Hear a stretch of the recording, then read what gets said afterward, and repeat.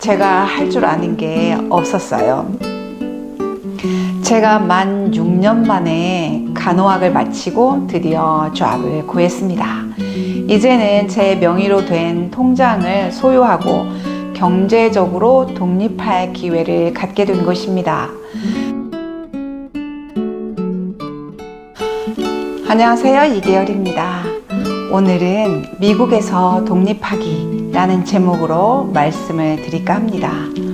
제가 2015년 10월에 미국에 왔는데 남편은 그보다 2년 전에 유학을 왔었습니다. 지금 올해 10월이면 정확히 만 6년이 됩니다. 그 기간 동안에 저는 아무런 경제 활동을 하지 못했고 남편이 먼저 와서 모든 걸 세팅해 놨기 때문에 저는 거의 모든 것을 남편에게 의지했었습니다. 물론 은행 계좌가 공동 명의이긴 했지만 저는 컴퓨터나 핸드폰으로 잔고를 확인한달지 수입이 얼마인지 지출이 어떻게 되는지 보지는 않았습니다. 남편이 다 관리를 했고 저는 카드 하나 가지고 장을 보러 갈 때 사용했었습니다. 거의 모든 생필품 같은 것은 남편이 인터넷으로 아마존에서 구입해 주었죠. 제가 할 줄 아는 게 없었어요. 제가 만 6년 만에 간호학을 마치고 드디어 조합을 구했습니다. 이제는 제 명의로 된 통장을 소유하고 경제적으로 독립할 기회를 갖게 된 것입니다.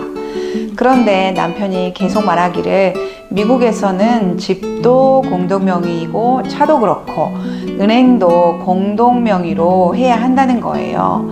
왜냐하면 제가 만약 제 명의로 된 통장을 가지고 있다가 갑자기 불의의 사고로 죽게 되면 그 돈을 남편이 찾을 수가 없다는 것입니다.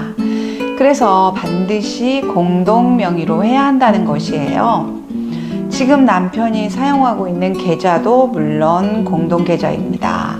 저는 제 명의로 된 계좌로 월급을 수령하고 싶고 제가 관리하고 싶었죠. 그렇다고 제가 벌었으니 제 맘대로 쓰겠다는 의미는 아닙니다. 남편의 수입으로 생활을 하고 제가 번 돈은 저축을 하고 싶고 제 노후를 위해서 꼭 모아두고 싶었거든요. 한국에서 저도 오래 직장 생활을 했었는데 모아둔 재산이 없어요. 저희 어머니는 악착같이 일하셔서 돈을 모아서 지금도 90이시지만 저희에게 돈을 주시고 밥값도 다 내시고 그래서 아주 당당하시거든요. 저는 딸도 없고 돈도 없으면 노후가 어떻게 될지 정말 걱정이거든요. 지금부터라도 단단히 결심해서 적어도 15년 이상 일하고 돈을 벌어야 노후에 굶어 죽지 않을 상황이에요. 이 일을 어떻게 해결할지 많이 고민하고 연구를 했습니다. 그런데 나름의 아이디어를 생각해냈어요.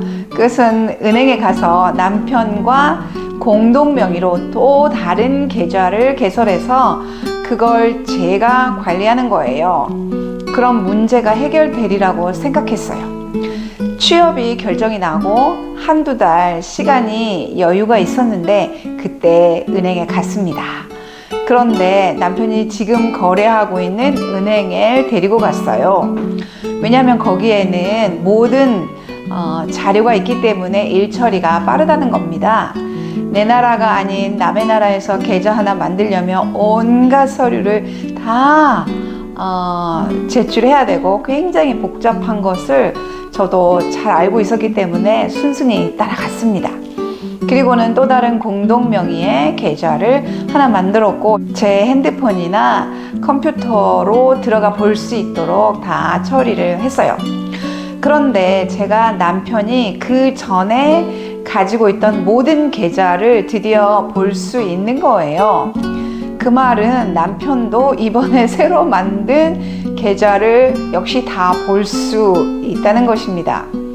헐, 제가 원한 건 이런 게 아니잖아요. 제가 혼자서 관리하고 싶었던 거잖아요. 또 몇 주간 고민을 했어요. 그리고는 남편에게 말을 했죠. 내가 원한 건 이런 게 아니다. 그런 말 하기 쉽지 않잖아요. 그리고는 제가 드디어 용기를 내서 그 은행으로 갔습니다. 그리고는 이것이 공동 명의이긴 하지만 남편은 볼 수 없게 해달라고 했죠. 그랬더니 공동 명의이기 때문에 그럴 수 없다는 것입니다. 그 사람의 권리라는 것입니다. 그 말이 맞죠. 그래서 방법이 없겠냐고 물었더니 너 단독으로 너의 계좌를 다시 만들라고 하는 것입니다. 그 방법뿐이라는 거죠. 그래서 제가 제 이름으로 된 계좌를 개설을 했습니다. 그리고 질문을 했습니다. 내가 혹시 accidentally 죽게 되면 이 돈을 내 남편이 찾을 수 없는 거냐? 했더니 정말 찾을 수 없다는 대답을 들었어요. 그래서 또 제가 방법이 없냐고 물었어요. 그랬더니 있답니다. beneficiary를 정해 놓으면 된답니다.